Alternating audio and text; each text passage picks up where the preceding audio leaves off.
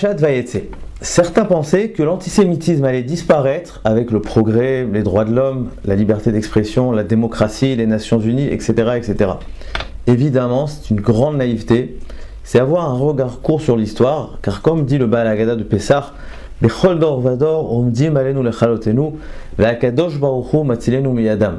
Chaque génération, les nations se dresseront contre nous, et c'est Akadosh Baruch Hu lui-même qui va nous sauver. En d'autres termes, l'antisémitisme continuera d'exister tant que le peuple juif existe. Et c'est ce que nous voyons aujourd'hui, qu'il ne cesse de grandir, d'augmenter. Simplement, il change de forme, de visage.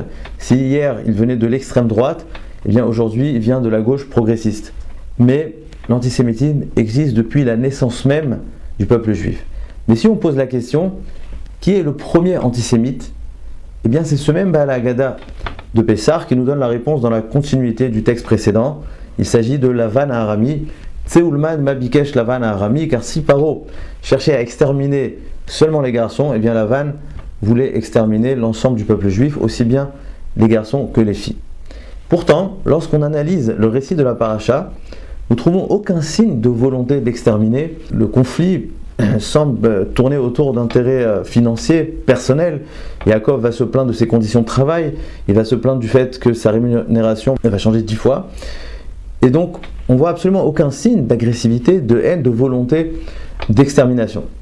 Et pas seulement, Lavan était bien content de marier ses filles à Yaakov, il voulait les marier à Yaakov plus qu'à n'importe qui d'autre, il a l'air d'être content que Yaakov soit là.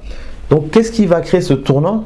Qu'est-ce qui va être l'élément déclencheur de la haine de Lavan envers Yaakov ? Qu'est-ce qui va marquer justement ce tournant de la volonté de marier ses filles à Yaakov et soudain de devenir son ennemi juré et de devenir le premier antisémite de l'histoire ? Il semble que ce qui va faire tout basculer, eh bien, c'est la phrase de Yaakov qui va dire « Shalecheni ve'elcha el artzi ve'el mekomi » « Laisse-moi partir vers mon lieu, vers ma terre ». Car tant que Yaakov était à Haran avec Lavan, eh bien, il faisait partie de la maison de Lavan. Il faisait partie de sa culture. Il était perçu comme celui qui amène la bénédiction, la bracha dans la maison de Lavan. C'est celui qui va prospérer le patrimoine de Lavan. Donc Lavan voulait que Yaakov fasse partie de sa maison, adopte ses coutumes. C'est d'ailleurs la fameuse phrase qui va dire Loya seken mimkomenu, la tête est atseira lifne abechira. C'est pas de notre tradition de marier la petite avant la grande. C'était une invitation à Yaakov de s'assimiler. Il voulait que Yaakov fasse partie de Haran. Il voulait rompre le projet de l'Ech Lecha de Avraham Avinu, qui voulait dire donc de quitter Haran pour venir en Eretz Israël. Eh bien, Lavan voulait faire exactement le contraire. Il voulait justement faire sortir Yaakov d'Eretz Israël et l'installer profondément dans la culture de Haran. Donc il voulait aller à l'encontre du projet de Avraham Avinu, de l'Ech Lecha. Ça, c'était la volonté donc profonde de Lavan. Mais Yaakov, lorsqu'il a fait part justement de cette volonté de quitter, de partir, et pas seulement de partir, Tenali et Yeladai va être Nashai, donne-moi mes femmes, mes enfants, c'était une façon de dire à Lavan, toi qui as cru que je faisais partie des murs, je faisais partie de ta culture, que je m'étais déraciné de mes origines, des traces de Abraham, et en fait, tu n'as rien compris.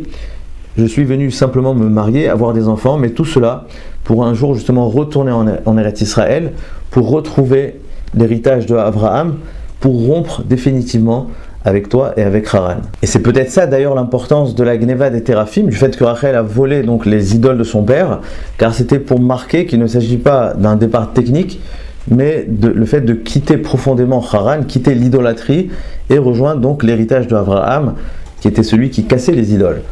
Et donc c'est précisément ça qui a rendu fou Lavan, c'est le fait qu'à ses yeux, eh bien, Yaakov faisait partie des murs, faisait partie de sa culture, faisait partie de celui qui enrichit son patrimoine, et d'un jour au lendemain, il a compris qu'en réalité tout cela, c'était pour un jour quitter, toute cette richesse, c'était pour un jour rejoindre Eretz Israël, rejoindre l'héritage d'Abraham.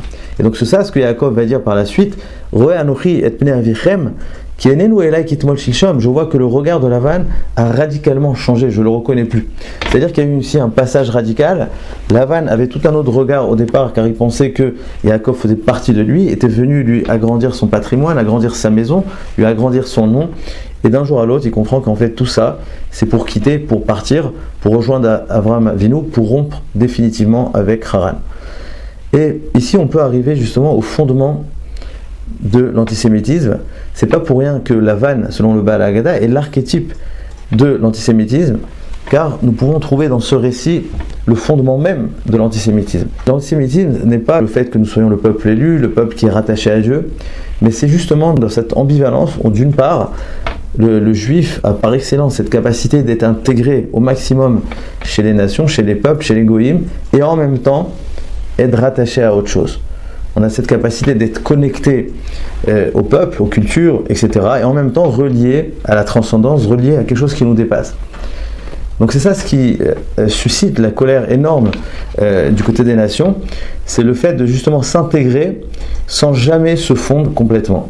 Et c'est ce qu'on voit aujourd'hui d'ailleurs, où là où est le juif, eh bien, il amène la bracha, il amène la prospérité, il amène la bénédiction, que ce soit sur le plan culturel, sur le plan économique, social, politique, dans tous les domaines. Vous voyez aujourd'hui, il y a énormément d'intellectuels, d'artistes, de tout ce que vous voulez, de politiques extrêmement introduits qui font partie de la société, de la haute société. Mais lorsque nous voyons des événements comme le 7 octobre ou autres, eh bien, leur identité juive ressort très fort, leur attache à la terre d'Israël ressort. Et c'est exactement ça qui attise la colère des nations, justement, de voir d'une part le peuple juif capable d'être assimilé mieux que tout.